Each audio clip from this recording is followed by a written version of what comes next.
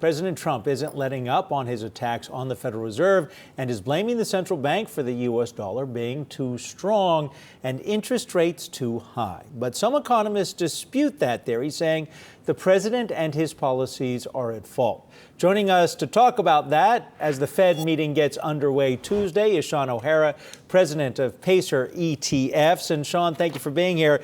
So the critics of the Fed are getting it wrong. Why is President Trump and the policies to blame for a strong dollar? Well, I think what's going on with the dollar is related to the 10-year Treasury yield. You've seen it driven down from over 3% to the low twos. And what people need to keep in mind is that what causes that is people buying 10-year Treasuries, and the only way to do that in effect is to buy dollars. And some of those dollars that are flowing in are coming from outside the U.S. The U.S. still currently has, amongst developed nations, amongst the highest government bond yields out there.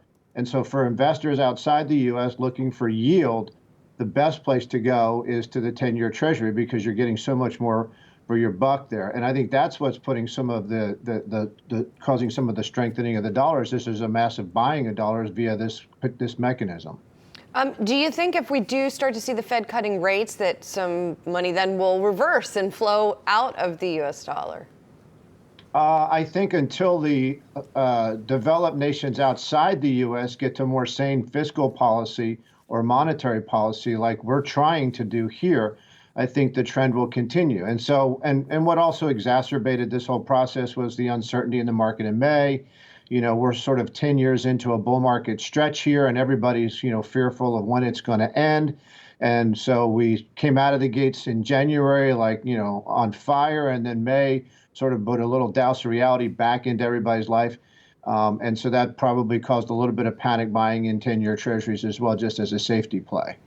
So President Trump is blaming the Fed for the strong dollar. And I spoke to an economist from Capital Economics, and he said that, it's really President Trump who's partly to blame for the dollar being so strong because it's creating this flight to safety. Investors are preferring to choose safer assets such as U.S. Treasuries, and that is making the dollar stronger. So what are your thoughts on that?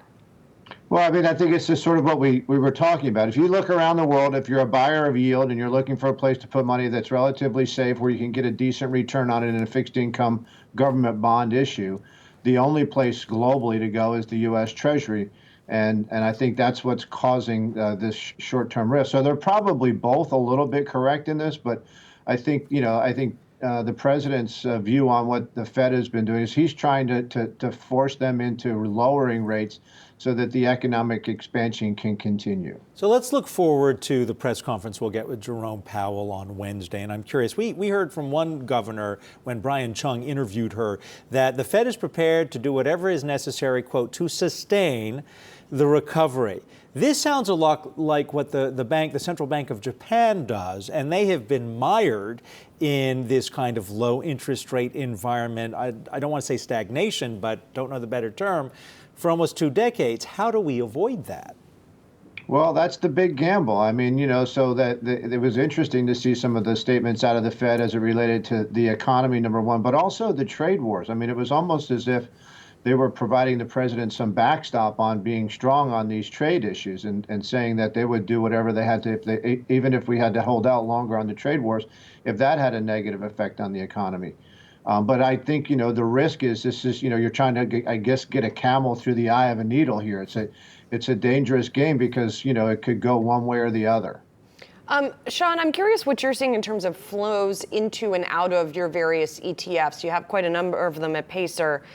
What are you seeing investors doing going into this Fed meeting? Well, we've had really a great deal of success. We've had positive flows all year, even though there's been negative flows in equities. The primary recipients of the flows for us are a series of ETFs that we have that uses a trend following mechanism to determine exposure between equity markets and T-bills.